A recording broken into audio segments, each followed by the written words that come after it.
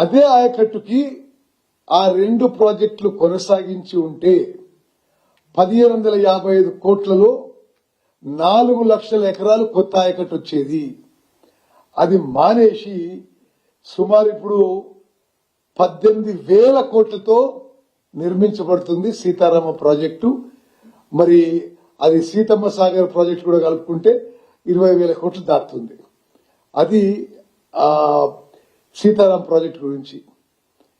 Devadula project ఎన్నో ఏళ్ల నుంచి పురోగతిలో ఉంది, ప్రోగ్రెస్ లో ఉంది. 10 ఏళ్లు అధికారంలో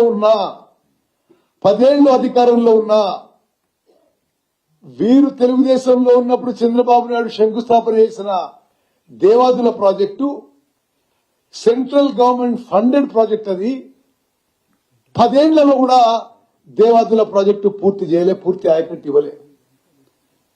అక్కడ ప్రాణహిత చేవళ్ల ప్రాజెక్టు అబాండన్ చేసి రాష్ట్రానికి నష్టం చేసింది.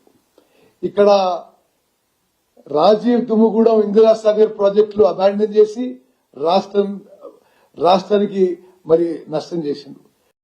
దేవాదుల ప్రాజెక్టు మరి 10 ఏళ్ల పాటు అధికారంలో ఉండి విచ్చలవిడిగా అప్పులు తీసుకొచ్చి లక్షల కోట్ల అప్పులు తీసుకొచ్చి కూడా పూర్తి చేయలేదు. మరి ఈరోజు ఆయన పూర్తిగా ఫోకస్ చేసి మాట్లాడిన పాలమూరు జిల్లా గురించి మాట్లాడదాం.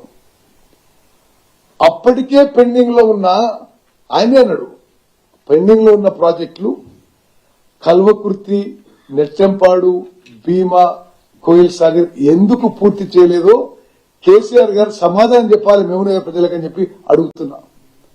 అదేవిధంగా ఎస్ఎల్బీసీ ఎందుకు పూర్తి చేయలేదో మరి నల్గొండ ప్రజలు అడుగుతున్నారు. డిండి ప్రాజెక్టు ఎందుకు పూర్తి చేయలేదో నల్గొండ ప్రజలు అడుగుతారు.